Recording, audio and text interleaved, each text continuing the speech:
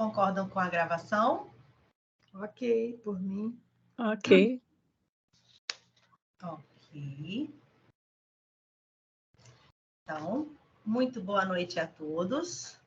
Muito obrigada por estarem aqui presentes. Este é o workshop de mediação escolar, de realização da Media-Arbitragem, com o apoio Mediare Brasil e Instituto TACOR, contando com a presença de profissionais renomados na área. Hoje teremos a exposição belíssima e magnífica, com certeza, de Mônica Lobo e Vânia Isa, apresentando o tema.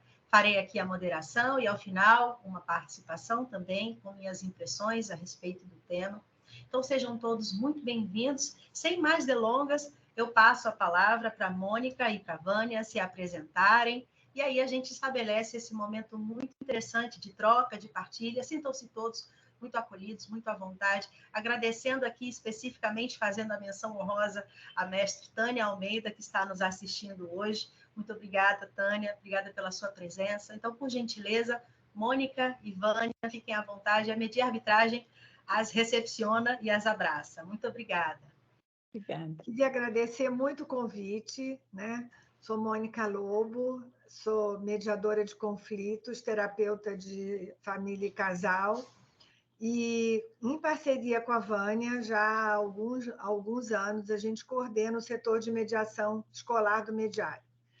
E é uma alegria estar aqui, e esse encontro com vocês, eu acho que é fundamental, porque a mediação escolar, a mediação como um todo, mas no meu ponto de vista, a mediação escolar talvez seja a área mais nobre, vamos chamar assim, da mediação, mais básica da mediação, porque vai ser a mediação escolar que vai trabalhar toda a prevenção e a mudança de lentes em relação a mudar o conflito. Todas as outras aplicações da mediação, que são super importantes, entram em cima do conflito. A mediação escolar, não só ela leva em relação ao conflito, mas ela também traz essa questão da prevenção. Então, é um prazer estar aqui e a gente fazer essa associação com o MEDI para poder também trazer essa fala para pessoas que não teriam acesso e a gente fazer essa junção de forças. Eu acho que é uma intenção da gente cada vez mais viralizar esse valor da mediação escolar e essa prática da mediação escolar numa mudança de cultura. Então, queria agradecer o convite, a oportunidade, e esperar aí a minha vez. Vou passar para a Vânia aqui, para a Vânia se apresentar.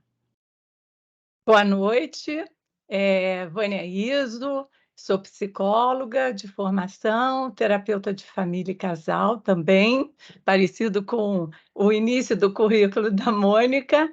E a respeito assim, das nossas parcerias, que eu acho fundamental, acho que a gente vive um momento da importância de fazermos parcerias o tempo todo. E nós vamos falar um pouco sobre isso, né, sobre as articulações necessárias. Então, agradecer na pessoa da Bianca o convite, e aqui presente, né, a Bianca, pelo Media-Arbitragem, e esperar que a gente tenha um excelente encontro e uma conversa assim, bem produtiva, e lembrar que a parceria, assim, essa nossa parceria, a partir de 2023, ela tem sido, no programa de educação continuada e o setor de mediação escolar, em parceria com Mediare da Cor, né? Antes era só Mediare, e isso que eu estou trazendo à tona da importância dessas junções e articulações, sem perder as especificidades nossas, né? Então, uma boa noite, vamos e sigamos. Então, vamos lá. Pode passar o primeiro slide. Muito obrigada, Karine, por gentileza. Eu queria começar essa nossa fala de hoje convidando vocês para a receptividade de poder abrir espaço de reflexão e de se permitirem receber aqui o reflexo da nossa fala e dessa cultura. A ideia dessa palestra não é pregar para convertidos, é pregar para pessoas que tenham interesse e que desconhecem a mediação escolar e quais as aplicações. Então, queria pedir para vocês receberem essa nossa fala com curiosidade, com perguntas. Vai ser uma troca, uma construção, né? De alguma maneira, uma abertura para receber essa fala, a importância de uma mudança de cultura, de mudança de lente. Eu costumo dizer que, copiando uma fala dos índios canadenses, que nós ocidentais, eles dizem assim, vocês ocidentais, vocês precisam ver para crer, mas nós índios, nós sabemos que a gente vê o que a gente crê. Então, a nossa proposta e o nosso empenho aqui, de todos os institutos que estão aqui de mãos dadas para fazer esse trabalho, é que vocês entendam que precisa ouvir, precisa ter escuta para entender qual é a mudança de cultura, que lentes a gente está querendo oferecer para vocês. Então, pedindo aqui para se colocarem nesse lugar de reflexão e se deixarem a sombra da nossa fala atuar despretensiosamente na nossa troca com vocês e na troca de vocês com a gente. Então, a gente vai começar falando assim, aonde que está situada a mediação escolar e o que a gente traz como conceitos e a cultura da mediação escolar. Ok, Mônica. Eu gosto muito das histórias, e na mediação a gente ouve muitas histórias, né? A gente inicia uma mediação naquela etapa que a gente chama de pré-mediação, né? Onde a gente vai explicar como é que é o procedimento, como a Mônica fez um pouquinho, comparando um pouco. E depois a gente ouve as histórias das pessoas. Então, eu fui pesquisar um pouco mais sobre ler, né, que eu já tinha lido, obviamente, sobre o relatório Delors, que é a base, quer dizer, por que a gente está começando essa conversa, quase que começando a conversa com esse relatório Delors? O que ele tem a ver com a gente, com a mediação, com a facilitação de diálogos, né? E os pilares para a educação do século XXI.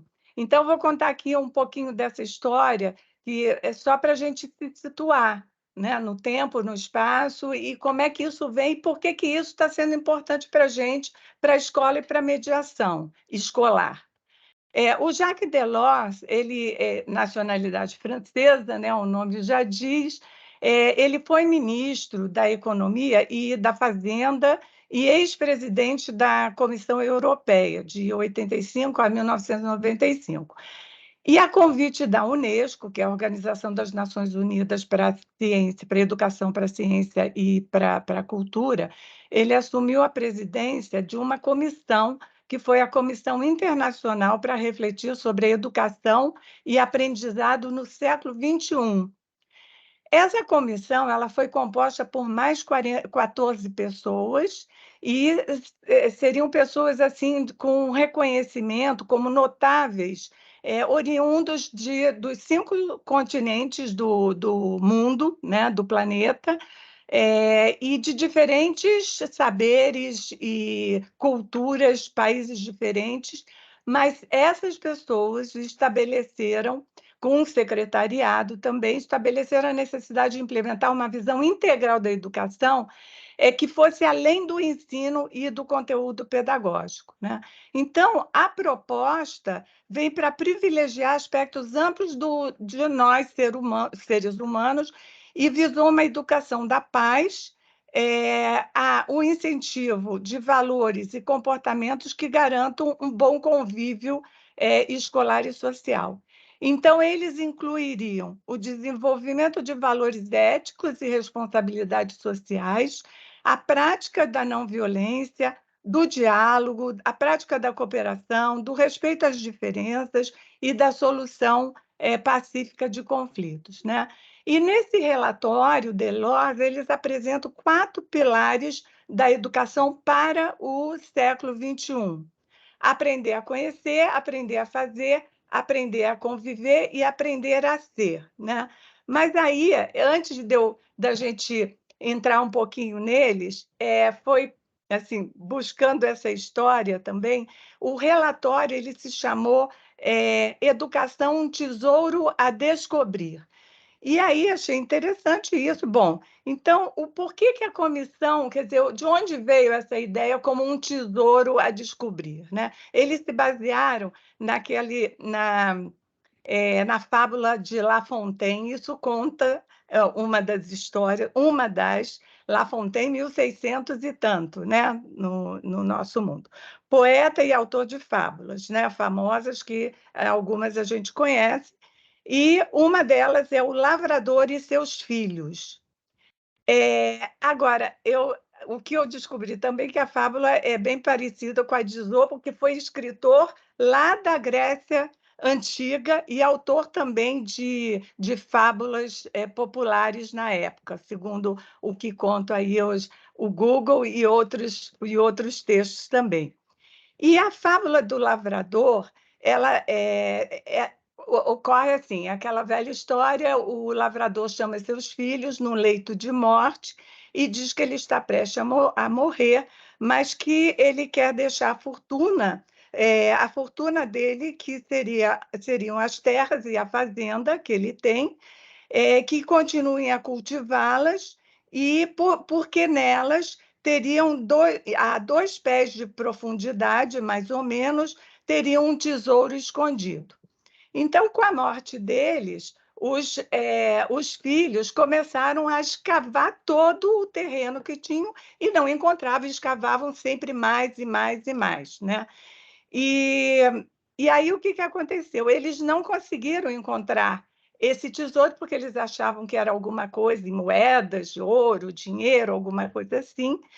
Mas o que aconteceu é que houve uma colheita, né? Porque eles esfarelaram, eles misturaram tanto a terra que se fez uma colheita muito grande e foi uma justa recompensa pelo seu trabalho, né? E aí tem a moral da história, que é assim, não existe forma milagrosa para enriquecer. O trabalho cuidadoso e persistente é a verdadeira fonte de riqueza. Por isso, nunca desistam dos seus sonhos. E aí, pergunta assim, mas qual é a conexão que eles fizeram, essa comissão fez com o relatório Delors para a educação Tesouro Escondido? Então, tem uma história disso no site de apoio à disciplina da USP, que diz que a educação seria o tudo que a humanidade aprende acerca de si mesma. E numa releitura do poeta, né, seria o La Fontaine, no caso, pretendia fazer um elogio ao trabalho, eles falam que poderíamos modificar para o tesouro estar na educação. E aí, pensando nisso, eu me lembrei do primeiro dia de aula do meu filho, né, na pré-escola e tudo mais, mas que era um momento já de alfabetização. Foi o primeiro encontro. E eles foram para o Parque Guinle, eu não sei quem não é aqui do Rio, é um parque muito bonito, amplo, que fica em Laranjeiras.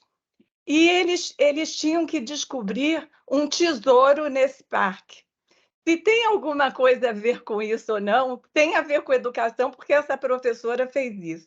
Eu achei isso, assim, histórias de tesouro, de descobertas, isso atiça a nossa imaginação e o desejo, né, do que é isso, né, aquela coisa brilhante, que podem ser moedas de ouro, mas podem ser conhecimentos, cada um, né, vibra com várias questões. Então, eu achei bem interessante isso, porque eu achei muito bonito. E eu já fui professora, né? E fui da época da professora primária. E gostaria muito de ter feito, e alfabetizei também. Então, eu gostaria muito de ter podido ter essa oportunidade de usar um recurso como esse, que na época, muito nova, eu não tinha. Por favor, pode passar? Aí, voltando aos 4 pilares, né, e um por um, são quais os pilares? Aprender a conhecer, que são as competências cognitivas, né? Então, seria mesclar essa cultura, uma cultura geral, que as pessoas tivessem oportunidade disso, aliado a um aprofundamento de um número reduzido de assuntos, porque alguns se aprofundam, mas não se perde um todo que pode servir de link e de articulações com o ensinamento para a vida, para outras oportunidades, beneficiar-se das oportunidades da educação ao longo da vida. Eles falam muito não só da criança e do adolescente, mas que tem que ser uma educação continuada, assim como nós estamos tendo no Mediare da Cor, essa educação continuada dentro da mediação, que não adianta só ir lá e fazer a mediação, você tem que se articular, você tem que ouvir ideias, você tem que ampliar isso. E aí eu imagino que a ideia seria justamente oportunizar que, inclusive, pessoas de mais idade elas pudessem ter esses recursos em alguns momentos da sua vida, revisitando os seus lugares. Vamos para o próximo, por favor. Próximo slide. Tá. O outro pilar seria aprender, conhecer, agora fazer, que seriam as competências produtivas, né? Além da qualificação profissional, seriam enfrentar situações que poderiam ser situações assim, surpresas ou mais difíceis, aprender a trabalhar em equipe e experimentar atividades profissionais e sociais concomitantes ao estudo. Então, assim, aqui no Rio a gente sabe que tem escolas, e obviamente isso tem em outros lugares também, que os alunos eles fazem atividades em projetos sociais. Eles, ao mesmo tempo, aliam o estudo que eles têm com outras atividades que têm a ver com o ambiente dele. Aí é um pouco Paulo Freire também, você aproveitar aquela geografia de onde está inserido o local, para você aprender aquela cultura e ver como é que você pode melhorar e ampliar os recursos que ela tem. A próxima, por favor.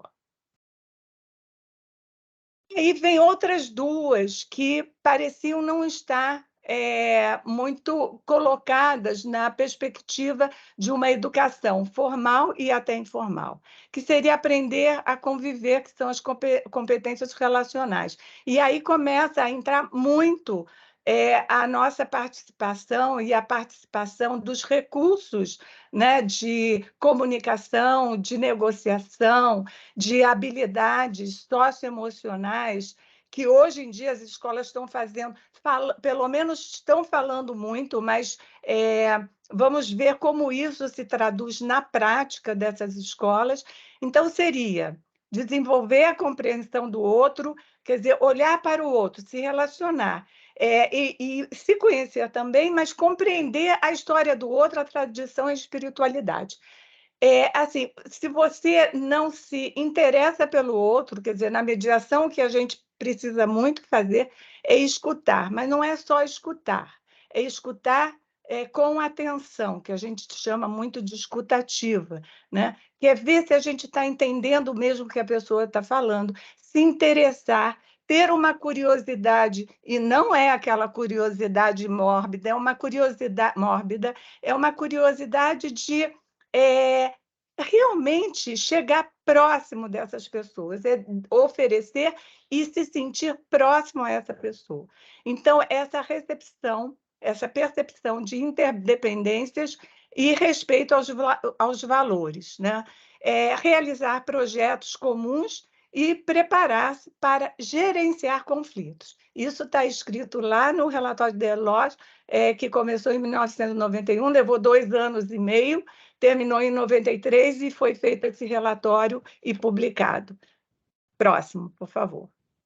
E o último pilar que eles levantam é o aprender a ser, que são as competências pessoais, e aí cai de cheio nas habilidades socioemocionais. É desenvolver o melhor possível a nossa personalidade, explorar talentos, capacidade de autonomia, responsabilidade pessoal, autoestima, autoconfiança, aptidões, como saber comunicar-se. Então, imaginem isso, assim, como a gente coloca isso, ou pensa isso, melhor, reflete isso e compartilha isso com os nossos pares dentro de uma escola, tá? Então, agora eu passo para a Mônica, para ela dar continuidade a essa vertente aí. Pode passar. O nosso desafio, e eu acho que é nesse aspecto que a mediação operacionaliza, né? Não só a proposta, a mediação escolar e a habilidade de diálogo, não só a proposta do relatório Delors, mas todos os desafios do terceiro milênio em termos de educação, porque, eu não sei, assim, no tempo dos meus avós, eu acho que a aprendizagem era vista quase como um copo, né? Que se enchia de água ou de qualquer outro elemento, e aí a gente ficava sendo uma enciclopédia ambulante que sabia exatamente um monte de informação. Dos meus avós para os meus netos, né, o mundo deu uma virada de ponta cabeça, e os desafios desse terceiro milênio, onde nós estamos inseridos, e especialmente os alunos e as crianças, que é o nosso objeto aqui da nossa palestra, são 3 desafios, porque a gente foi chegando à conclusão de que, para conseguir estabelecer toda essa intenção do relatório Delors, do aprender a conviver e aprender a ser, e o próprio aprender a fazer e a conhecer, a ideia de educação, a ideia de como se dá a aprendizagem, foi bastante modificada por vários autores e pedagogos. Nós selecionamos 3 aqui, que eu acho que dão assim, o alicerce que vai nos ajudar a entrar nas escolas e tentar contaminar esse contágio positivo da importância da mediação escolar para as crianças e para a sociedade. Então, foi um dos autores, e que, na verdade, eu trago porque eu tive o privilégio de ter aula com ela, é uma argentina chamada Alicia Fernandes, que faleceu há 2 ou 3 anos atrás, que era uma psicopedagoga que ela trouxe a importância da relação, do modelo de quem ensina em quem aprende. Que a aprendizagem ela não é mais do que um conteúdo, ela é uma subjetividade, ela é uma relação, ela acontece na relação entre quem ensina e quem aprende. Então, esse é o primeiro tripé que vai embasar esse desafio, a importância da relação professor-aluno. E não só da relação professor-aluno, e aí eu amplio para o segundo ponto, saindo de um pensamento linear para um pensamento sistêmico, que eu trago aqui o Paulo Freire como um exemplo, mas tem vários autores que falam dessa relação. O pensamento sistêmico ele originou-se num biólogo chamado Bertalanffy, que começou a observar a inter-relação entre os sistemas vivos. Então, dentro de uma relação humana, a relação entre as pessoas é que vai trazer a modificação e vai ajudar o entendimento e o conhecimento a ser compartilhado. Então, ninguém vai a lugar nenhum sozinho, né? Mesmo que a gente chegue sozinho. A gente vive numa sociedade, e eu acho que o que aconteceu com o Covid há 2 anos atrás, né? 2 anos atrás, que loucura, é que nós percebemos quanto nós somos interdependentes. Então, essa interdependência é uma base para poder entender a importância das relações no processo de aprendizagem. Então, não só a relação entre quem ensina e quem aprende, mas é a relação entre todos os envolvidos dentro de um sistema escolar. Então, é com essa lente que a gente vai buscar o conhecer, aprender a conhecer e aprender a se conhecer, né? A se relacionar e a se conhecer. E, com isso, a gente traz um terceiro autor, que, na verdade, é o Piaget, onde ele traz que a sociedade, ela é um conjunto de relações sociais. E nessa troca, eu vou conseguindo experimentar e construir, internalizar as regras de convivência, que ele chama de moralidade. A construção da moralidade da criança de 2, 3 anos tem um tipo de funcionamento, depois ela vai evoluindo para aceitar a regra externa sem questionar, depois ela vai negociando a regra entre o grupo e modificando a regra com a concordância do grupo, e em algumas situações, né, nós adultos, a gente quebra a regra por um bem maior, né? Um exemplo simples é, eu estou num lugar perigoso, o sinal está fechado, mas eu sei que não tem carro nenhum, são 3 horas da manhã, eu não vou parar no sinal e eu vou avançar o sinal sabendo que aquela regra está sendo quebrada por mim.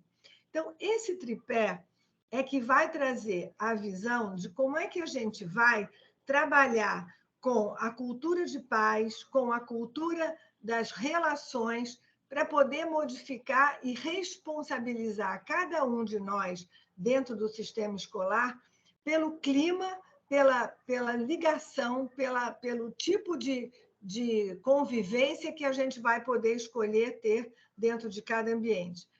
Eu digo sempre que, antes de eu entender a importância da minha relação com o outro, eu até me achava uma pessoa bem educada.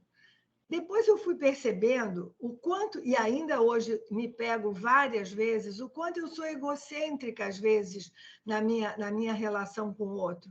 E o quanto que é importante eu estar sensível, ligada a esse tripé interrelacional que vai me ajudar a poder, dentro de um sistema, entender que se eu mudar a mim, se eu mudar a minha conduta, eu vou mudar a conduta daquele que está se relacionando comigo. Então, é essa a ideia, né? Pode passar, por favor, do vínculo.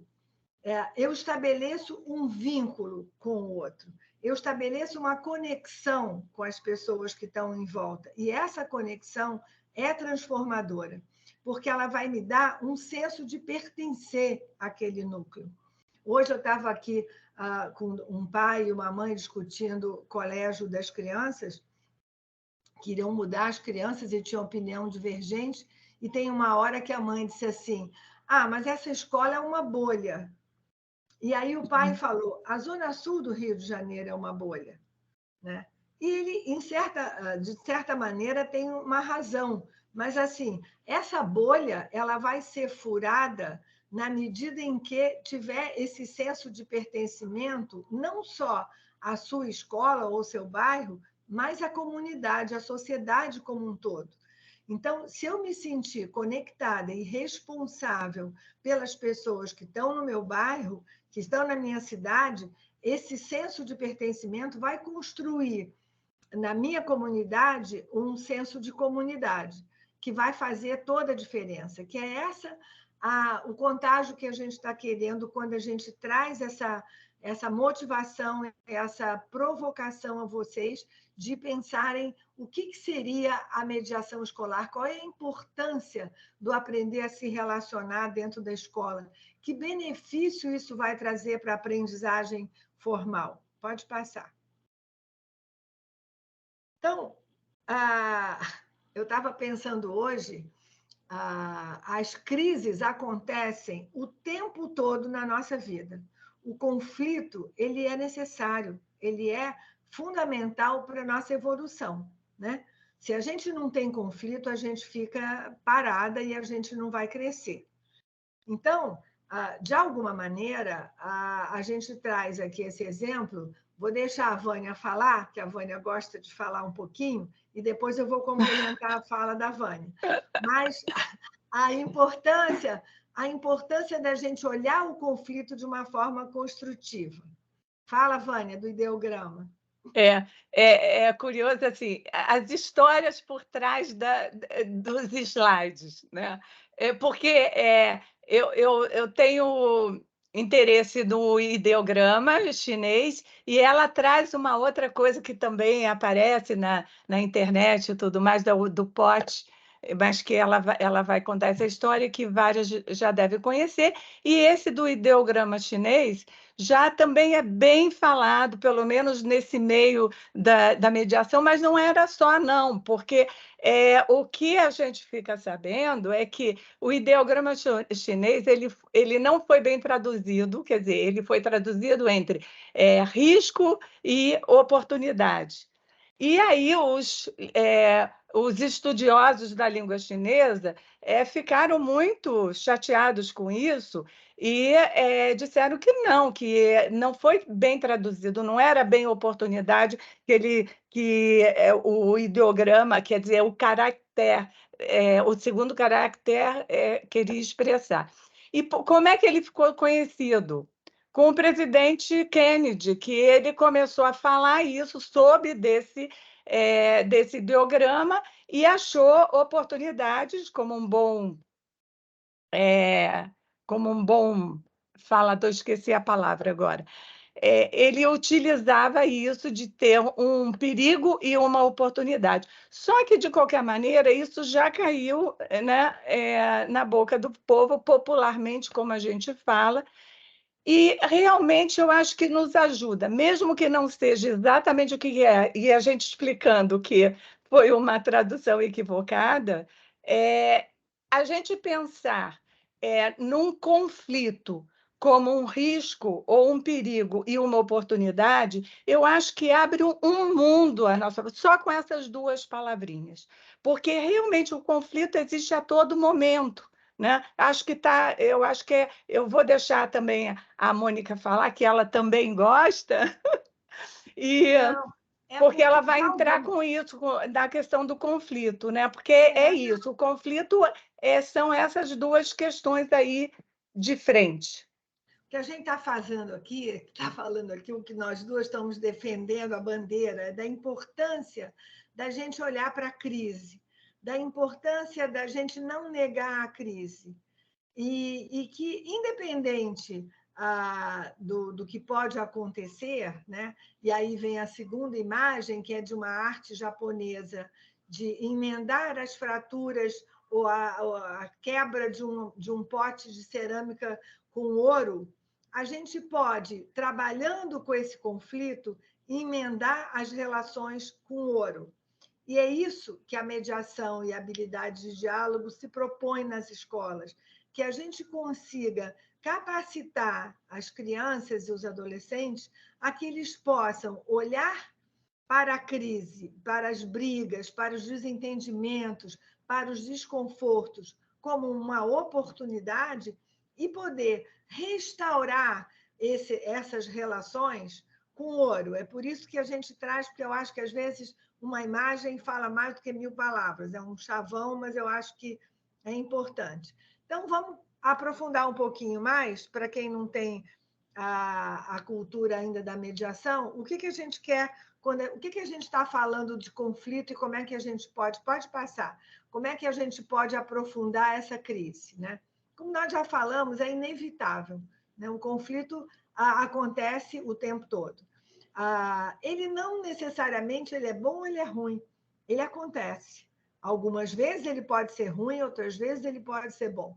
A forma de lidar é que vai fazer a diferença de como eu posso aproveitar esse conflito. Então, é importante, e isso é um exercício, eu acho que criatividade a gente se autoriza a ter na hora que a gente perde uma repressão, um nível de exigência, e a gente vai aprendendo a conseguir resolver de outras maneiras que vão ter consequências positivas e não consequências negativas. Então, a violência ela vai acontecer quando a comunicação ela não consegue estabelecer uma conexão entre aquelas duas pessoas e o que está acontecendo ali entre aquelas duas pessoas. Então, esse vácuo dentro da linguagem que não vai permitir com que eu consiga me comunicar com o outro, que eu interprete o que o outro está fazendo sem perguntar a ele o que está acontecendo, que vai promover a escalada do conflito, ou o outro caminho que pode é no que eu entro num diálogo eu vou conseguir modificar esse impasse?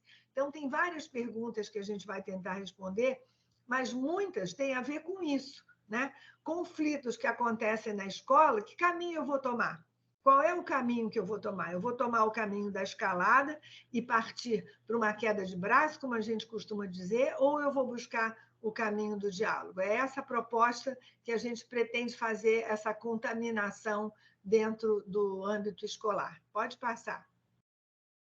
Então, esse manejo positivo é focalizar no fato, focalizar no tema do conflito, e não nas pessoas envolvidas. Tem acontecendo alguma coisa entre nós. Quando eu trabalho com casais e que eu falo da relação, existe um entre os dois. É mais do que o marido e a mulher. Tem alguma coisa entre os dois que eles precisam cuidar e que eles abandonam no momento do nascimento dos filhos, etc, etc. Com as crianças e com os adolescentes, e dentro de qualquer sistema humano, e a escola é um sistema rico, onde tem diversas responsabilidades e diversas idades, esses conflitos vão acontecer. Mas cuidar que esses conflitos não afetem as pessoas, não afetem a relação, mas o fato que está incomodando ali aquelas duas pessoas. Então, a gente precisa ajudar a buscar alternativas.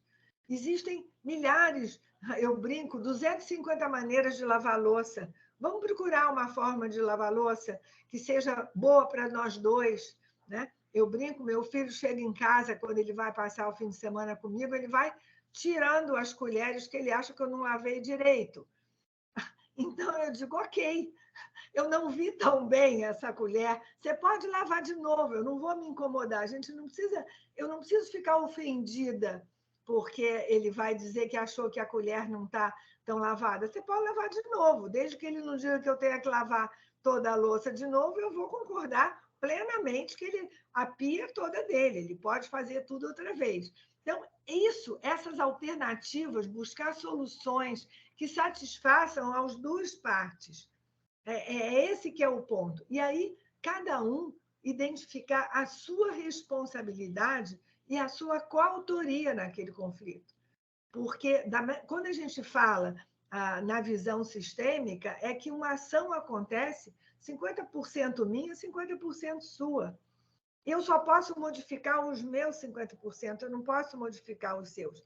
Mas, como as relações são mão dupla, se eu modificar o seu vai acabar sendo modificado por mim. Então, isso é um ovo de Colombo, sabe? Eu fico numa alegria porque eu tenho potência. Eu posso modificar a minha parte do conflito e eu sei que aquilo vai, de alguma maneira, refletir no outro.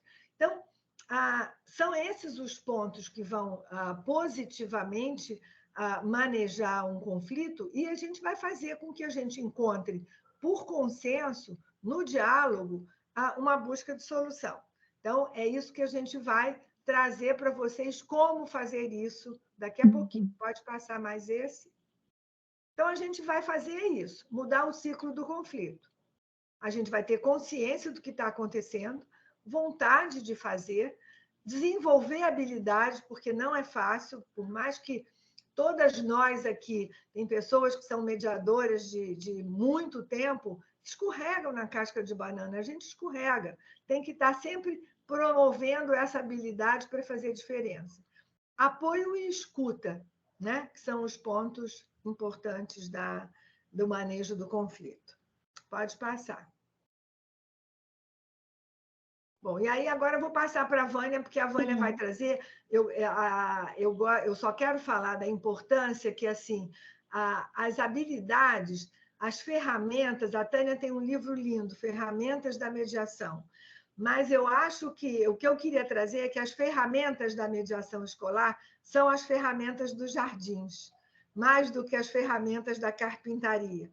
Então, por isso que a gente botou essa ilustração aqui das ferramentas da mediação escolar, que são as ferramentas que vão mexer na terra, nas flores, nos legumes, e vão trazer um crescimento exatamente nessa miudeza, na nossa sociedade, no que a gente tem de melhor na nossa sociedade, que são nossos filhos e nossos netos. É, de fato, uma simbologia, assim, bem legal, Mônica. É, a gente chama mesmo, né, esses recursos. Que recursos, então, a gente pode usar, né, utilizar? Dentro de uma escola, porque estamos tratando de mediação escolar, são os recursos de facilitação de diálogo e de mediação escolar. E quais são esses recursos? Aí são as ferramentas de comunicação e negociação. Essas ferramentas a gente também utiliza na mediação, né? A comunicação não violenta e a disciplina restaurativa. E aí, vocês lembram lá no relatório Delors do aprender a conviver e aprender a ser, das habilidades socioemocionais? Essas habilidades elas estão totalmente incorporadas dentro desses recursos todos que a gente vai ver, vai fazer uma pequena degustação aqui para vocês, tá? E o próximo, por favor. Então, ferramentas, essa é uma das muitas ferramentas de comunicação, da gente olhar, quando as pessoas chegam com uma situação bem adversa, numa briga, numa discussão, numa polarização, né, em que um pensa de um jeito, o outro pensa exatamente o oposto, ou, enfim, pensamentos diferentes, cada um traz a sua versão, e a gente gosta de colocar que são versões e não verdades, porque verdades fecha, né? E versões parece que abre o campo para a gente poder ouvir novamente as histórias e tentar entender de onde que ele está falando, qual é a história que ele traz, qual é o contexto que traz. Então, quando as pessoas chegam numa situação de briga, que pode ser em mediação ou não, dentro da escola, em qualquer situação, na nossa vida, a cada dia, todos os dias, exatamente, eu acho que essa figura traduz bastante, que é bem conhecida da gente. Um consegue ver seis, e se a gente for pelo lado da verdade e mentira, a gente vai dizer que é verdade. Não, é isso, né? É seis. Se a gente olhar pelo outro lado, é nove. E ambos, e aí? Quem está com a razão e não razão? E aí é isso que a gente não usa, né? Não é esse caminho de quem está certo ou errado, quem tem razão, quem não tem, quem é mais justo e menos injusto, quem diz a verdade e quem diz a mentira, porque isso fecha os nossos caminhos. E se a gente, então, utiliza versões, a gente abre esse campo, porque vamos, então, entender de que lugar ele está vendo esse seis e de que lugar ele está vendo esse nove, e se um trocasse com o outro, como é que veria? E aí a conversa vai e ampliam as possibilidades de achar novos caminhos. Assim é como assim como o copo que se a gente olha, eu posso dizer que o copo está meio cheio ou ele está meio vazio, dependendo da minha percepção. Isso é bom? É bom ou é ruim o copo está meio cheio, meio vazio? Depende. Se eu tiver com muita sede e ele estiver pela metade e eu estou precisando tomar o copo inteiro, eu vou achar que é pouco, não é tão bom, né? E se eu tiver só com um pouquinho de sede, eu vou deixar no copo e posso ficar envergonhado porque eu vou deixar água no copo e estou num lugar assim mais tenso, enfim. Então, como cada um percebe, e não existe aí um certo e um errado, não é por aí o caminho.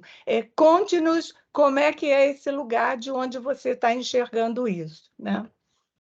O próximo. E a outra são as ferramentas de negociação, que é uma degustação desse tipo de ferramenta, em que nós temos os terceiros envolvidos, aquelas pessoas, elas não participam diretamente da negociação e decisão, mas elas são afetadas pelo que for decidido. Então, eu acho que isso é um alerta, que isso acontece sim, bastante nas nossas vidas, seja um mediador, não mediador, facilitador de diálogo, acontece isso bastante, porque às vezes a gente toma uma decisão, e isso não quer dizer que é de má fé, ou que está com alguma intenção por trás. Às vezes você está com pressa, você diz assim, bom, eu vou facilitar a vida até da pessoa e depois eu conto para ela, depois eu me ajeito com ela. E não é bem aquilo que a pessoa gostaria, né? Então, por exemplo, numa situação de mediação, ex-mulher e ex-marido combinam que, um casal que se separa, combinam que, não, vamos deixar o filho com a sua mãe. Ela já fica algumas vezes, vamos combinar assim. Sim, vamos combinar assim, desde que essa pessoa também seja ouvida para que a gente possa entender como é que é isso para ela, como é que é para a criança, enfim, ampliar essa possibilidade. Porque se essa decisão tomada se toma em uma reunião, um conselho de classe, né, numa reunião de direção, numa reunião com os professores, sem outros participarem, é possível que muitos, claro, podem ter faltado, podem ter estado doentes e tudo mais, mas é um cuidado que a gente tem que ter de não exclusão, e ver como é que a gente pode inserir essas pessoas novamente naquela página, na mesma página que todas as outras pessoas estão. Porque se sentir excluído e não reconhecido acaba sendo uma dor muito grande e as consequências podem ser consequências que vão nos trazer mais trabalho ainda do que trabalhar com elas, até individualmente, se for necessário, né? Próximo. Eu queria situar as pessoas que não têm ainda muito contato com essa linguagem, porque assim, eu estou olhando aqui a Vânia falar, falei, nossa, quanto conteúdo, né? Na verdade, o que nós estamos aqui tentando e provocando um pouco vocês como eu falei, assim, aceitar um pouquinho o reflexo do que a gente está trazendo sobre vocês. É como se a gente estivesse aqui trazendo uma maionese na torradinha. Isso só um pouquinho. Um tema desses daria 3 horas de conversa para vocês se apropriarem. Então, acho importante a gente trazer que, assim, as ferramentas de comunicação é um conteúdo enorme que vai ser aprendido passo a passo, mas que a gente usa e que é importante trazer na mediação escolar. As ferramentas de negociação também. Estou olhando aqui, comunicação não violenta é um tema enorme, são cursos onde a gente se aprofunda, é uma visão de um autor que é muito importante, chamado Marshall Rosenberg, que ele traz uma observação, ele traz uma forma de lidar com o conflito, e eu gosto muito dessa imagem, onde a gente não se coloca como um sol na situação, iluminando o outro e influenciando no que o outro tenha que entender pela nossa iluminação, mas como uma lua.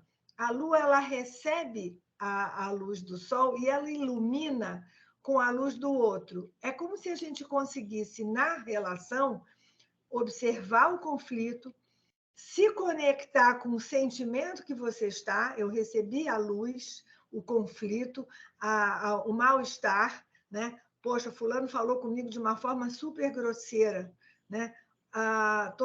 Foi grosseiro, o fato foi isso. O que eu estou sentindo? Estou triste.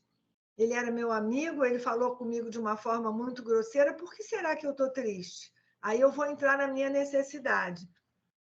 Eu estou triste porque eu gosto dele, ele é meu amigo, eu não queria ficar brigada com ele, mas eu estou incomodada com aquela situação. E aí vem a luz da lua no parceiro.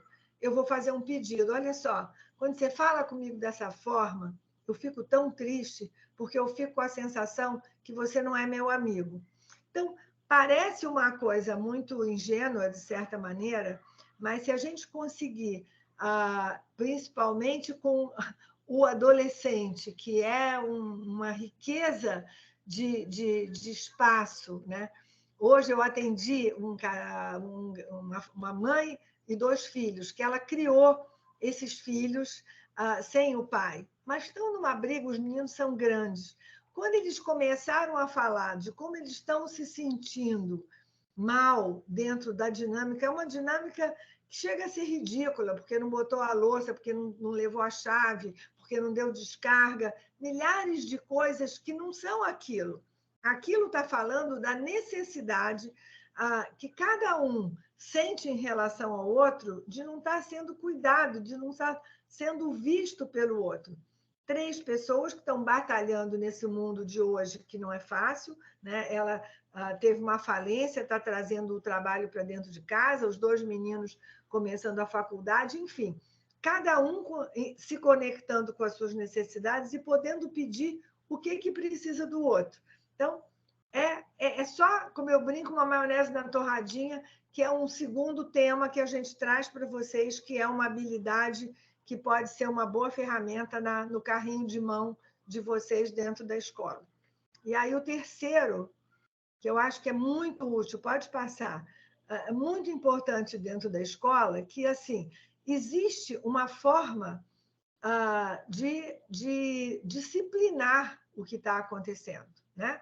Aconteceu um evento não sei, um aluno quebrou o celular do outro, dependendo da gravidade. Tem graus de eventos e de conflitos que vão acontecer dentro da escola. Dependendo do conflito, muitas vezes a gente precisa usar as 2 disciplinas, né? Não só punir, mas o punir sozinho não vai resolver, né? Eu vou usar uma ética externa, eu vou botar de castigo, vou dizer que quebrou a regra, vou pegar o transgressor e vou punir o transgressor, né? Que às vezes é necessário. Existem situações onde, de alguma maneira, eu tenho que sofrer uma punição dependendo da minha falta. Mas, paralelo a essa disciplina punitiva, é importante que a gente entenda que também tem o olhar que aquilo pode ser restaurado. É o kintsugi, é a porcelana que quebrou. Eu posso jogar a xícara fora, ou eu posso emendar aquela xícara com ouro. Como que eu vou fazer isso? Entendendo que tem um valor ético interno, que é o suporte social, é a relação que vai de continuidade que existe entre aquelas pessoas. E que aquilo precisa cada um entender qual foi a sua parcela naquilo que aconteceu e pensar sobre aquilo usando a sua responsabilidade em relação ao fato que aconteceu. E aí eu vou identificar os responsáveis, mas na busca de uma reparação. Olhar quem foi afetado, eu identifico quem foi responsável, cada um entende a sua parcela de responsabilidade. Uma vez nós fizemos um trabalho nas escolas que estava havendo assédio, que foi um trabalho super importante, os alunos vieram reclamar, né? Fizeram uma campanha aqui no Rio, não sei em São Paulo, mas uma campanha forte. Na escola tal tem assédio.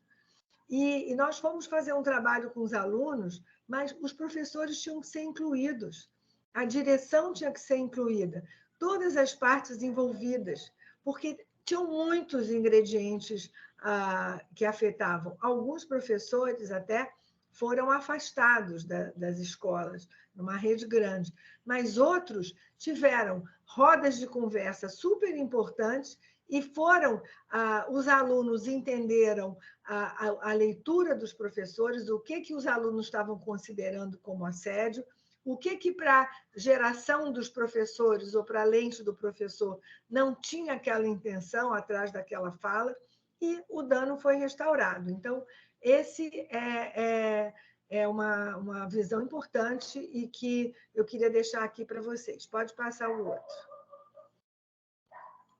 Então, dentro da escola, a gente pode ter ações preventivas, né, pedagógicas, onde tudo isso que a gente está trazendo aqui pode ser ensinado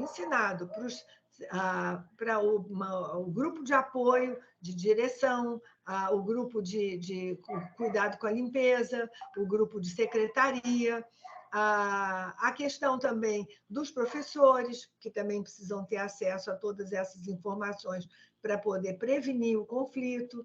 A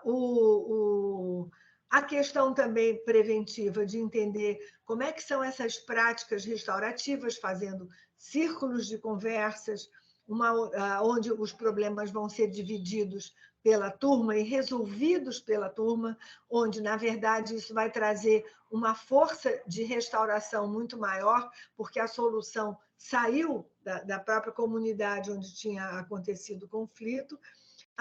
Capacitar alunos mediadores que possam fazer essa divulgação e essa ajuda no nível mais pareado à idade das pessoas que estão tendo conflito, e mudar essa cultura de punição para responsabilização, né? Isso é toda uma parte preventiva, onde a mediação escolar ela pode afetar e atingir e produzir ótimos resultados nas escolas. E, na hora dos conflitos, resolver os conflitos com a mediação propriamente dita, ou o mediador com as partes envolvidas, pode ser alunos ou uma própria pessoa da instituição que saiba fazer mediação, fazer círculos restaurativos frente a alguma coisa mais importante, facilitar diálogos e mediar pares, né? Na situação de alunos que tenham ou professor e direção, ou pais e direção, tem toda uma comunidade envolvida, funcionários entre si. Então, é uma gama de situações de conflito que acontecem o dia inteiro e que podem, como eu digo, virar para o outro lado da ampulheta e começar ali aquela areinha cair, construindo já um outro cenário diferente do cenário convencional que a gente acostumou na minha geração e na geração dos meus filhos ainda. Pode passar. Bom, a gente trouxe 2 exemplos, eu vou passar meio rápido, Vânia, você me desculpe, eu vou passar rápido, que eu estou preocupada com o tempo. Eu sei que se você quiser falar, você levanta o dedo que eu te dou espaço, mas eu estou já agoniada com a hora e a Bianca ainda tem a fala dela para trazer. Obrigada. São 2 exemplos de 2 escolas aqui no Rio. Numa, a gente trabalhou com os professores que estavam com uma questão com os pais, e aí houve todo um trabalho com um grupo de professores em relação à comunidade, era uma escola de comunidade e estava havendo um atrito entre as famílias da comunidade e as pessoas da escola, que também eram da comunidade, então foi um trabalho preventivo, não teve um conflito maior. E o outro, numa escola na Zona Sul do Rio, em relação a uma questão da greve, que os professores queriam aderir à greve da classe, e a escola era uma creche e tinha um compromisso com os pais, então essa questão foi trazida, essa reunião é um círculo entre professores e direção, com a ajuda dos mediadores, e onde eles chegaram a uma solução para poder contemporizar aí a necessidade dos pais e as necessidades dos professores, e a escola poder atender os 2 sistemas que estão ali sobre a organização deles. Aqui eu vou passar também rapidamente. Aqui tem vários. Os círculos de fora, eles falam do nível de intervenção.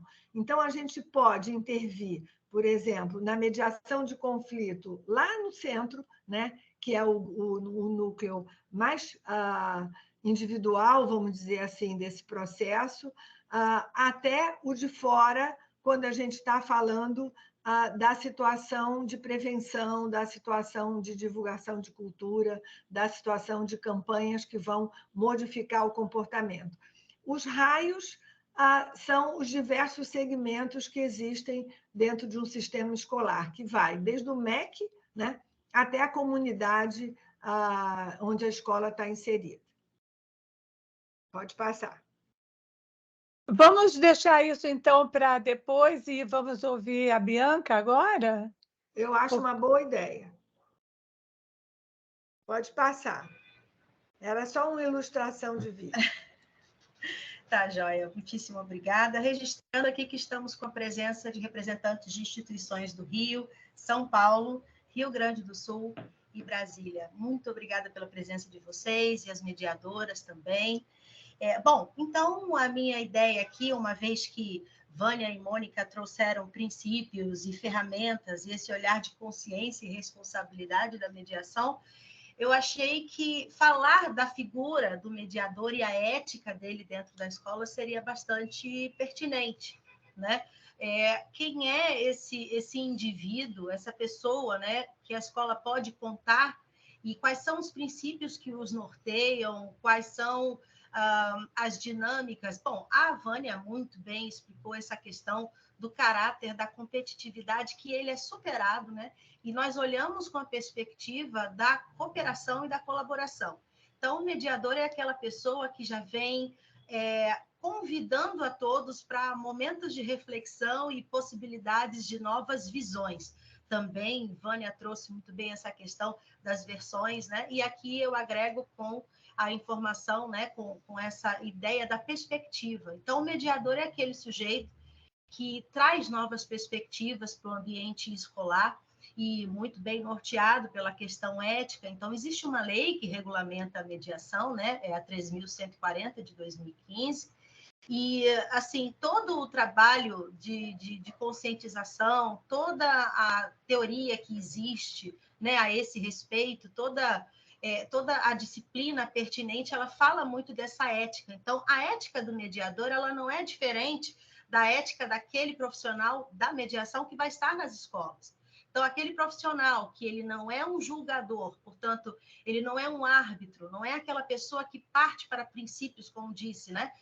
De certo e errado, mas aplicando dinâmicas de cooperação, de colaboração, né? Isso abre, como Mônica trouxe, um caminho enorme de perspectivas. Quando a gente sai, perdão, foi Vânia que disse, quando a gente sai do parâmetro do certo e do errado. Então, a minha proposta aqui é falar dessa pessoa que é neutra, que é imparcial, né? Que não está ali para julgar, mas para facilitar as dinâmicas dialógicas. Compreendo a mediação como sendo algo aplicado a relacionamentos. A mediação fala de relacionamentos, fala de comunicação, fala de consciência, fala de responsabilidade, né? Fala de cooperação. E, nesse sentido, eu já vou pedir aqui para a Karine passar para o próximo slide, né? Como eu vinha dizendo, tem a ver com os relacionamentos e as suas dinâmicas dialógicas, e olhando para uma perspectiva de futuro que prestigie a todos. É interessante falar sobre essa questão de que mediar não é negociar pura e simplesmente. O convite não é para que alguém necessariamente ganhe, para que outra pessoa possa perder. Então, não é a competição, não é o ceder, é o construir juntos. É um processo construtivista, a mediação, sobretudo essa aplicada à mediação nas escolas. Então, é um método adequado de solução de conflitos, como disse, disciplinado na lei, e aí o foco são as pessoas, né, dispostas em um espaço amplo, franco, sigiloso. Aqui nós estamos falando, então, dos princípios da mediação, a ética da mediação. É um espaço bastante criativo, como assim vejo, e foi trazido pelas nossas expositoras anteriormente, onde os próprios mediandos, eles cooperam juntos por soluções para superar esses impasses e situações das mais diversas. Então, não há, como diz o mestre Adolfo, não há questão que não possa ser mediada, né? E na questão da escola, então, é bastante interessante, conversava com ele sobre isso, essa visão do viés pedagógico, né? Da mediação que joga a luz para a questão da consciência para a prevenção dos conflitos. Agora, quando eles já estão, né? Quando já há situações ali que fazem doer o organismo, né, escolar, então, sim, as práticas restaurativas da mediação são muito providenciais. Então, a mediação é para todos e tem verdadeiramente o poder de transformar vidas. Se eu não acreditasse nisso, eu não estaria aqui hoje tão empenhada, tão imbuída desse espírito de fazer a diferença nesse ambiente, sobretudo onde na segunda-feira recebemos, né, a informação está aí na grande mídia, uma tragédia na Vila Sônia, em São Paulo, numa escola estadual. Então, assim, situações extremas, gravíssimas, a mediação ela precisa estar nesses lugares onde a convivência ocorre, e como Mônica muito bem disse, é uma oportunidade de ver o conflito de uma maneira diferente. A visão inovadora do conflito, transformadora, do conflito como uma oportunidade, porque a escola é um ambiente plural. A escola eu vejo como um ambiente plural e a mediação ela vem respeitando essas pluralidades e ela é bastante democrática nesse sentido também. Assim vejo a mediação. Karine, por gentileza, minha querida, o próximo slide. Então, de maneira sucinta, lógico que, como Mônica disse, essas situações aqui todas que trazemos são os aperitivos, é algo que a gente estende, poderia falar aqui por horas e horas, mas para trazer esse entendimento a quem está sendo apresentada a mediação pela primeira vez hoje, o mediador, então, como disse, não é um julgador, sequer um árbitro, mas ele é esse facilitador das dinâmicas interpessoais das mais variadas. Por que digo isso? Porque eu chamo de prismas, né? Então, tem os pares, aluno, aluno, né? Professor, aluno, escola, professores, entre professores, então, a equipe, como é que está essa comunicação, como se dá esse relacionamento, né? E como é que esse relacionamento pode ser, pode ter um salto de qualidade. Então, a mediação vem justamente aí, pensando preventivamente também, é isso que eu gostaria de deixar, assim, bastante marcado e claro, para que a situação não chegue ao ponto gravíssimo, trágico, né? Como tivemos notícia na segunda-feira, na terça-feira, Jornal Nacional, Estados Unidos, né, em Nashville, um novo ataque. Então, assim, é um momento onde o mundo inteiro pensa a respeito, né? No nosso grupo que temos na UAB, aqui presente a Raquel Rossi, a nossa presidente de comissão de mediação, falávamos sobre isso, né? Que as crianças, sentimos que crianças e adolescentes estão gritando por socorro. E a mediação pode ser esse instrumento, esse recurso muito, muito humanizado para que a gente possa construir juntos essas novas realidades. A prevenção é o foco, então, mas também as práticas restaurativas estão aí à disposição como ferramentas, como muito bem disse Mônica e Vânia, para estar trabalhando juntamente aí as escolas. Karine, por gentileza. Quando vivenciada no ambiente escolar, toda a base dos princípios da mediação acompanham o método que o profissional vai aplicar. Então, como eu disse, né, o mediador, todas as situações, mediação empresarial, familiar, ele tem aquela linha mestra de princípios, né? E quando se lança a lupa para a escola, né, uma vez que a mediação também é esse espaço de recepcionar as pluralidades, então, quando disse aqui que ela não despersonaliza a filosofia da escola, é porque ela respeita todos os pontos de vista e interage nessa dinâmica junto com todos os atores, com toda a equipe que está ali vivenciando aquelas realidades. O respeito e a empatia são a tônica. E aí, a mediação, por ter esse olhar imparcial, acolhe, fortalece as individualidades e características da instituição, do aluno, do professor. Então, não é uma questão de imposição, é uma questão de cooperação, de interação para a construção de novas realidades. Gostei muito quando Mônica disse que a criatividade a gente se autoriza a ter. Maravilhoso, Mônica. É exatamente assim, e o mediador é essa pessoa que promove oportunidades de reflexão para o surgimento de novas realidades que são daquela comunidade. São soluções para aquela comunidade. É bastante interessante isso, o plus da mediação, né? Ela se aplica para aquela realidade própria e isso é muito, muito interessante. Então, chegou a hora, né, de vocês conhecerem um pouco mais. Esse é o momento reservado para esse diálogo. Nós recebemos perguntas, né? Quando preencheram os formulários, os nossos participantes que tinham algumas inquietações puderam já nos endereçar. Eu já passei aqui para nossas especialistas, para a Vânia e para a Mônica. E aí, se me permitem, eu vou ler aqui a primeira pergunta, se vocês preferirem, ou então também deixamos a palavra franqueada aqui e podemos ler as perguntas depois. O que vocês acham, Vânia e Mônica? Abrimos aqui a palavra, leio as perguntas, com vocês. Eu gosto quando as pessoas interagem. Eu estou preocupada com o tempo, eu estou aqui confortável, mas as pessoas se organizaram para esse tempo. Eu olhando as perguntas, eu acho que várias perguntas já foram respondidas. Eu gostaria de saber se as pessoas estão se sentindo respondidas. Por exemplo, o que é mediação? Eu espero que tenha respondido. quais as melhores dinâmicas, manejo para os conflitos entre família e escola. A gente também falou bastante disso, eu espero que tenha atendido. Como proceder ao uso de entorpecentes ou comércio ilegal de medicamentos dentro da escola, né? Tem várias maneiras, é uma forma preventiva que pode acontecer e que é importante qual é a cadeia das pessoas envolvidas. E aí eu acho um outro ponto, depois eu vou passar para a Vânia estar com as perguntas e você também, o quanto que as famílias têm que estar integradas dentro dessa história. As famílias fazem parte da comunidade escolar, não que tem uma hierarquia. A escola tem uma direção, a escola tem toda uma estrutura hierárquica em relação a cada papel de coordenador, de professor, etc. Mas os pais precisam fazer parte dessa cultura, porque nem é delegar tudo para a escola, nem é achar que a questão é toda da família e que a escola não tem nenhuma responsabilidade sobre aquilo.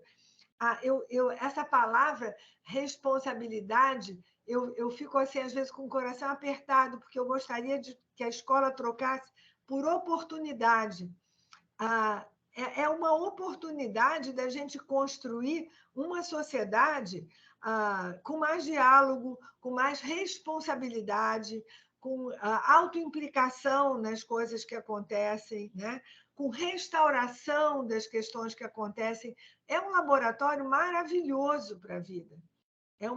Que não é só um laboratório onde a gente vai aprender e vai acumular conhecimento, mas onde vai aprender a se relacionar. E os pais precisam também entender com que lentes aquelas crianças estão trabalhando com conflito, para, na medida do possível, poder estabelecer esse diálogo. Então, eu tenho a impressão, Bianca, que a gente já respondeu a várias, mas eu queria que a Vânia desse uma olhada, se tem alguma que ela gostaria de detalhar, ou se alguém aqui está querendo fazer alguma pergunta. Vamos primeiro, se alguém quer fazer alguma pergunta, né, para dar vez, e depois eu arremato com alguma observação. Aqui a Fernanda levantou a mãozinha. Oi, Fernanda, bem-vinda. Oi, da UAB Barra da Tijuca. Fernanda. Adoro aí todo mundo que está aí, muito bacana. Gostei muito. Eu fiquei curiosa sobre o mediador aluno, o aluno mediador. Como é que se processa isso, né? Você já tem uma prática de construir já dentro das escolas mediadores, alunos mediadores? Como é que funciona isso? Porque eles estão ali, né, na turma. É de acordo com tudo isso que a gente conhece da mediação, a imparcialidade, a neutralidade. Como é que funciona? Eu fiquei curiosa. Você quer que eu responda? Ou quer responder, Vânia? Não, pode responder, depois eu complemento. Tá. Não, assim, é um trabalho voluntário, né, espontâneo. O aluno, existe aquele convite para quem estiver interessado em trabalhar dentro desse lugar. Geralmente é de uma idade de 13, 14 anos em diante, são os mais velhos, né? Tem vários trabalhos aí depois, Fernanda, a gente pode depois trazer mais informações detalhadas, mas, assim, esses alunos, eles aprendem todas essas habilidades, eles trabalham em dupla e eles ficam à disposição em determinados horários do dia da escola para atender aos conflitos que são dentro dos pares e que eles vão ter acesso para poder. Eles, na verdade, o grande ponto é que eles aprendem a ser facilitadores de diálogos. É muito bonitinho para você ver como eles se colocam num lugar neutro e facilitam. Como é que você sentiu? Conta para ele como é que você se sentiu quando ele falou isso ou falou aquilo. E aí vai mudando dentro do grupo a forma de trabalhar com conflito e a forma, que eu acho que é mais importante, de se autoimplicar naquilo que aconteceu e buscar junto com o outro, a solução daquele desconforto que, de alguma maneira, trouxe um impasse entre eles. Várias coisas, do ar-condicionado que está batendo em cima de um deles e que não quer ficar naquele lugar e não quer trocar de lugar, a fazer trabalho de grupo. Tem milhares de situações que são super produtivas e ricas e traz uma inclusão, né? Trabalha com a inclusão, que eu acho que é um ponto importante. Potencializa a inclusão na medida que você capacita essa fala, né? De poder falar do seu sentimento, de poder falar do seu desconforto, e os outros escutam, e isso tem um desdobramento. Tem muita coisa, mas é que o tempo é pequeno. Fala, Vânia. Porque tem outra pessoa, tem Flávia com a mão levantada, então talvez vamos dar a oportunidade para falar, você já falou um pouco. Depois, se der tempo, eu vou pegando cada coisa. Muito obrigada. Oi, Flávia. Boa noite a todos, a Boa todas. Queria agradecer pelo convite, pela colaboração aí da equipe da Mediarb, de enviar o link para o meu e-mail. Eu acho que se não fosse isso, na correria da sexta-feira, talvez eu não estivesse aqui. Então, agradeço por isso. Queria dizer que eu estou muito feliz com esse encontro, porque eu realmente acredito que a mediação ela tem um papel, eu acho que de maior relevância na prevenção do que no tratamento pós-conflito, pós-surgimento do conflito. Até porque a gente vê o judiciário ele não dá conta e assim, não há previsão de o judiciário dar conta da quantidade de conflitos que surgem, né? Enfim, eu acredito muito na prevenção e eu falava com a Bianca na live que a gente fez essa semana justamente sobre a carga simbólica das palavras, né? E como elas são capazes de criar realidades e essas realidades, enfim, geram incômodos nos indivíduos e aí surgem daí conflitos mais ou menos graves. E aí a gente estava então falando da violência como um resultado de uma expressão positiva, ou seja, a palavra dita. E aí alguém trouxe, eu não lembro se foi a Vânia ou se foi a Mônica, que trouxe a questão da violência como uma ausência, né? Um vácuo na linguagem. Da linguagem, Eu queria entender um pouco mais dessa... Porque também é isso, né? Eu tô pesquisando mais sobre o conflito e a gente vê muito assim...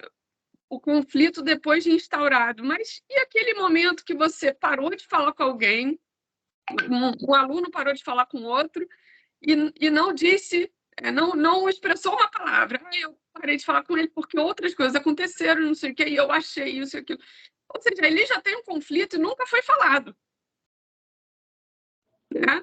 Eu lembro que quando eu fiz o ERJ e eu entrei no primeiro ano de cotas. Eu não fui cotista, mas eu entrei num grupo de cotistas. E aí, nos primeiros meses da faculdade, eu conversava com todo mundo, normalmente. Depois de algum tempo, o movimento dos cotistas começou a se organizar mais e a se desenvolver. E assim, alguns colegas pretos pararam de falar comigo pelo fato de eu ser branca. Eu não estou aqui, obviamente, de jeito nenhum dizendo que eu estou sofrendo preconceito invertido, não é nada disso. Mas eu estou falando que realmente a gente, às vezes, não fica sabendo do que está acontecendo, porque eles discutiam as questões do movimento negro numa sala apartada, os brancos não participavam da discussão e, de repente, criavam um apartheid criou-se um apartheid dentro da minha faculdade, né? E eu fiz ciências sociais nessa época, né? Depois é que eu fui fazer o direito. Então, assim, eu achei aquilo muito engraçado, assim, do ponto de vista, eu, nessa mania de sempre analisar tudo, eu fiquei, nossa, mas por que a menina parou de falar comigo? Eu nunca fiz nada com ela. Eu mesmo nunca tinha feito nada, mas algo aconteceu no ambiente E não foi verbalizado para mim. Mas eu senti aquilo como um conflito. A menina não respondia o meu bom dia, o meu boa tarde, o meu tchau. Eu comecei a achar estranho. E ela falava comigo normalmente antes. Então, assim, a escola é um espaço muito rico. As faculdades também, né? Para a gente fazer esse tipo de pesquisa. E aí eu queria voltar à pergunta. A violência como um vácuo na linguagem. Eu queria entender um pouquinho mais dessa referência. Quer falar, Vânia? Eu já falei muito. Você não pode falar. Não. Estava com você. Na verdade, né, na hora que você começou a falar, a vontade que me deu te perguntar. Você perguntou para ela por que ela parou de falar com você? Eu não era mediadora naquela época. Você pediu ajuda a outra pessoa para intermediar e falar com ela, que não fosse mediador, mas alguém da confiança de vocês? Não, eu tinha certeza que eu não tinha feito nada com ela.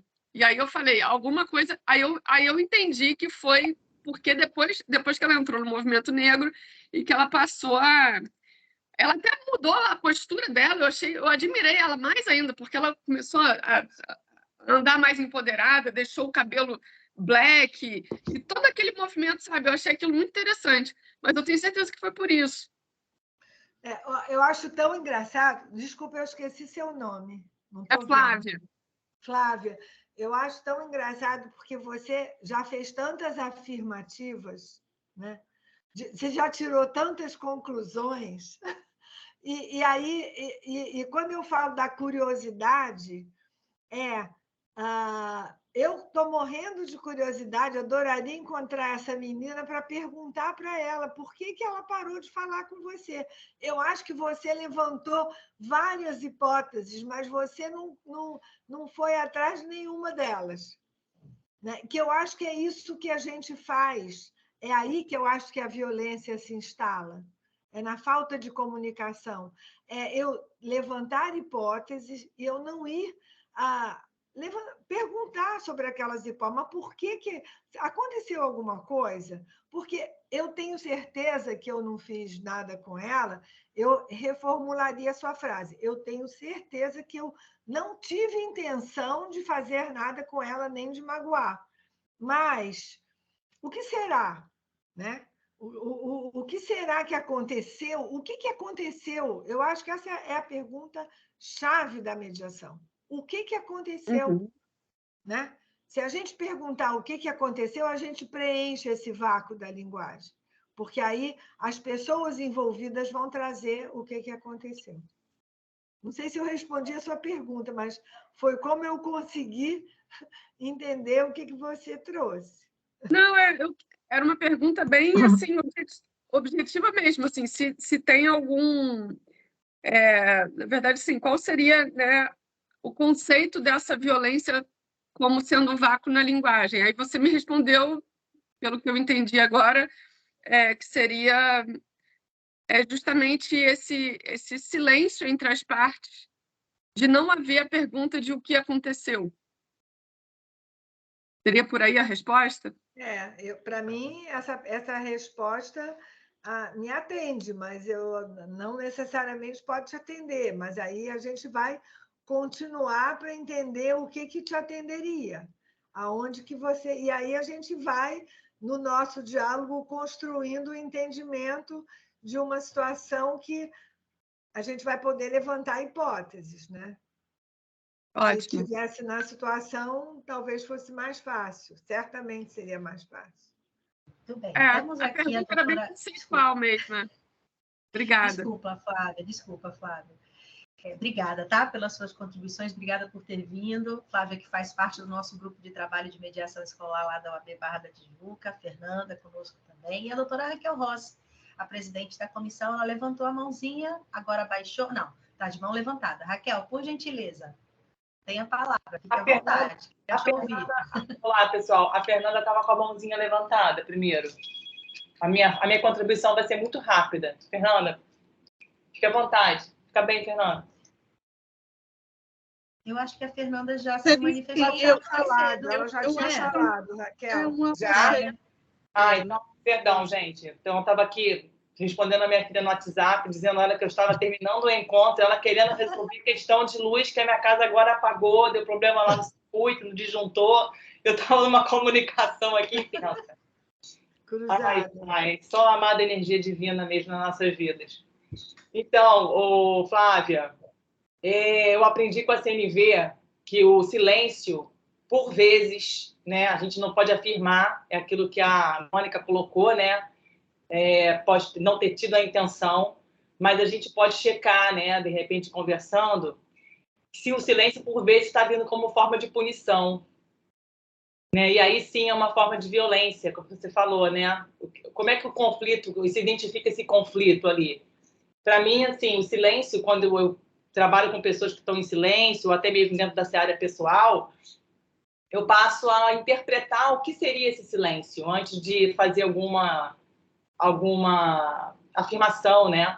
E às vezes a gente utiliza o silêncio como forma de punir, né? Ou talvez como forma de omitir, ou talvez como forma de não querer encarar o conflito, não querer conversar, não querer, enfim, dialogar. Então essa é a minha contribuição, né? Porque o silêncio para mim, Raquel, não, né? Porque eu gosto de falar muito, inclusive gosto de trazer o conflito à tona para a gente resolver. Mas eu já tive casos pessoais que as pessoas ficavam em silêncio e às vezes eu via que percebia. Teve uma vez que eu conversei com um colega meu de trabalho, né? E ele me disse, Raquel, no caso de trabalho, eu fiquei realmente em silêncio com a minha parceira de trabalho para mostrar para ela quem eu era, né? Para ela poder se colocar no lugar dela. E a partir daí ela poder entender cada espaço seu do trabalho e tudo mais. Aí eu perguntei, então você estava punindo-a? Ele, sim, eu estava punindo. Só queria trazer essa contribuição aqui, porque a gente só consegue falar do conflito quando a gente entende o que é o conflito, né? E aí a gente precisa compreender essa situação. Gratidão, meninas. Fernanda, eu tenho uma experiência da mediação comunitária, de mediadores comunitários do Vidigal, que tinham um receio de como é que seria eles mediadores, mediando pessoas que passavam ali e frequentavam mesma venda e tudo mais. E tem um vídeo sobre isso, e eles falam que não, ou pelo menos essa mediadora comunitária, ela falou que desfez aquele receio que ela tinha de como é que seria enfrentar isso. E o mediador, que era o presidente da associação, que vinha a ser o presidente da associação, ele até na entrevista, no vídeo, ele fala assim, eu acho muito bom que sejamos nós, porque estamos muito... a gente entende, digamos, dessa linguagem ou da maneira, da cultura do lugar, e a gente pode, talvez, até estar mais próximo no sentido assim, de compreensão. Então, e tem um vídeo que depois a Bianca nos lembre, por favor, da Parceiros Brasil, que são mediadores, se formaram mediadores de pares em escolas, e eles fazem uma representação e falam sobre isso, né? E dramatizam. E a outra coisa que eu queria deixar aqui, uma sugestão de um filme que traz isso dos entorpecentes e comércio ilegal dentro de uma escola, chama-se O Suplente. O Suplente, que era um professor suplente.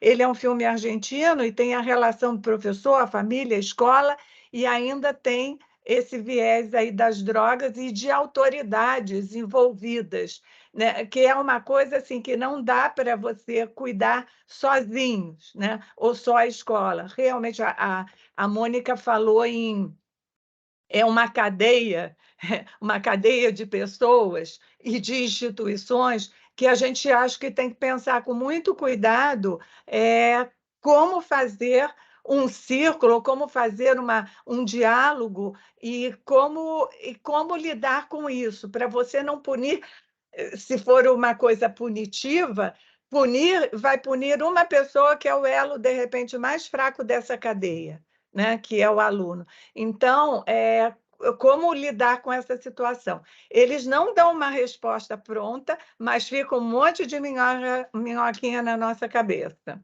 tá? É o convite para reflexão, não é verdade?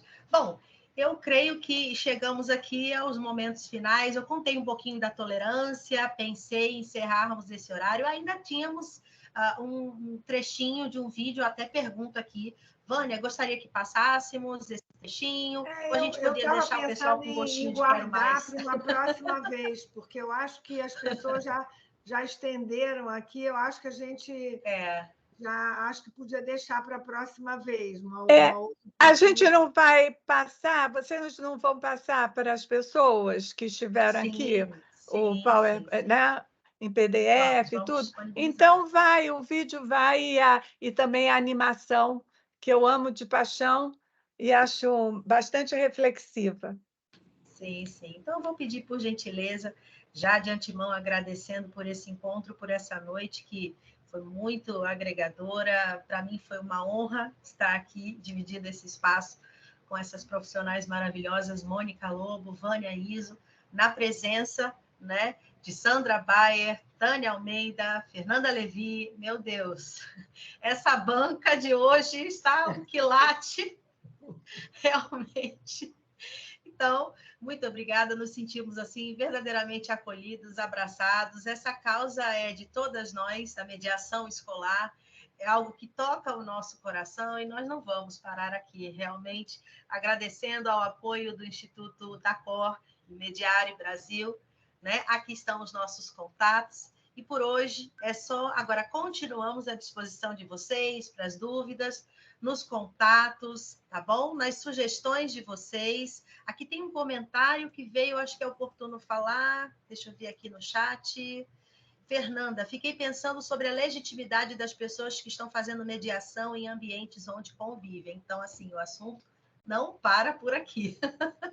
É verdade? Queriam comentar algo nesses momentos finais sobre o comentário da Fernanda? Ou a gente deixa para uma próxima? Enfim, deixo aí vocês. Só agradecer, Bianca, agradecer a todos e agradecer a minha parceirinha, Vânia, que está sempre aqui de dupla comigo nesse caminho, e o quanto que isso é caro para mim, no sentido de tão próximo do meu coração, e gratidão. É só essa para mim também é gratidão a todas vocês. Não tem homem aqui hoje, né? A todas vocês, e assim, que tenham uma ótima noite, um ótimo final de semana, e estou muito feliz por ter estado com vocês e olhar assim os rostos das pessoas que há algum tempo eu não via. Então é isso. Encerramos aqui o nosso evento de hoje. Muitíssimo obrigada mais uma vez. Um grande abraço e com certeza até a próxima. Tchau, Tchau, Fernanda. Tchau.